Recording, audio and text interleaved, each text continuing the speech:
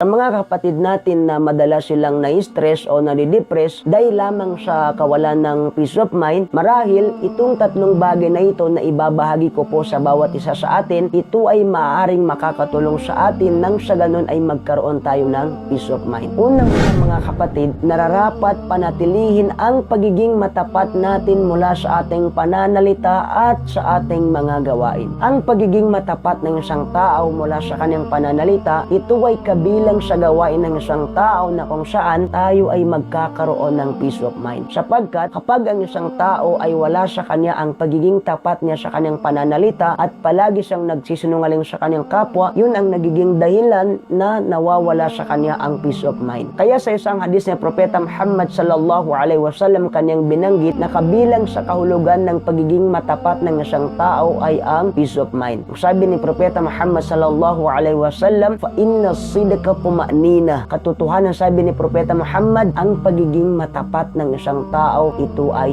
peace of mind. Kaya kung tayo ay nagiging matapat sa ating pananalita, nararapat din sa atin na tayo ay tapat sa ating mga gawain o sa ating mga tungkulin. Sapagkat may mga tao na sila ay tapat sa kanilang pananalita, subalit pagdating sa kanilang mga gawain ay hindi sila nagiging matapat. Tunay na kapag ang isang tao ay wala sa kanya ang pagiging tapat niya sa kanyang mga gawain at palagi siya gumagawa ng masama sa kanyang kapwa, katulad halimbawa ng panloloko, pagnanakaw, pandaraya, pananakit at iba pang mga masasamang gawain sa kapwa, yun ang nagiging dahilan na nawawala sa kanya ang peace of mind. Sa tuwing maalala niya ang mga ginagawa niyang masama sa kanyang kapwa, yun ang nagdudulot sa kanya o nagbibigay sa kanya ng stress, sanhi ng pagkawala ng kanyang peace of mind. Kaya ang pamumuhay ng isang tao na malaya sa mga ganitong gawain, pananakit sa kapwa o pang-aapi, pandaraya, panloloko at iba pa, ito ay napakagandang pamumuhay ng isang tao sapagkat nasa kanya ang peace of mind. Kaya't nararapat na hindi magkahiwalay ang pagiging tapat ng isang tao sa kanyang pananalita at sa kanyang mga gawain. At pangalawang bagay mga kapatid, nararapat na tanggalin sa puso ang hasad o inggit sa kapwa. Dahil ang isang tao na meron siyang hasad o meron siyang inggit sa kanyang kapwa, sa tuwing nakikita niya ang kanyang kapitbahay, ang kanyang kaibigan, ang kanyang kapatid na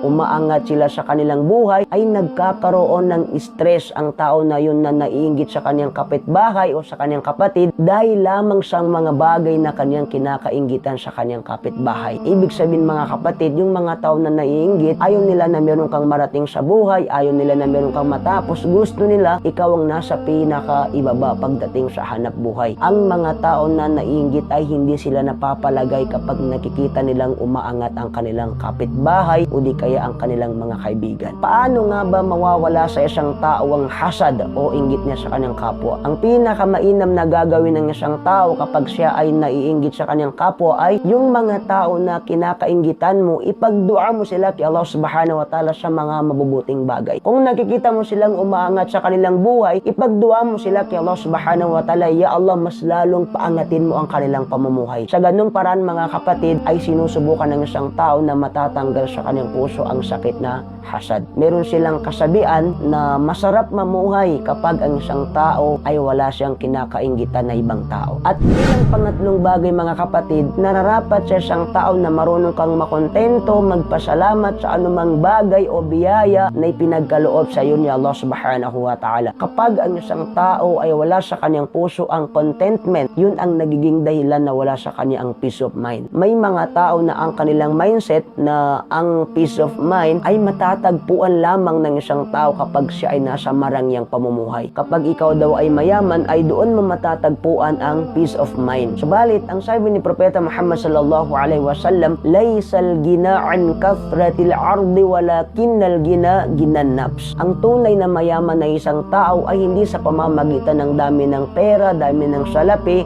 subalit sa pamamagitan ng kapanatagan sa kanyang puso. At naway ito ay makakatulong sa atin, mapupulutan natin ng aral. Wassalamualaikum warahmatullahi wabarakatuh.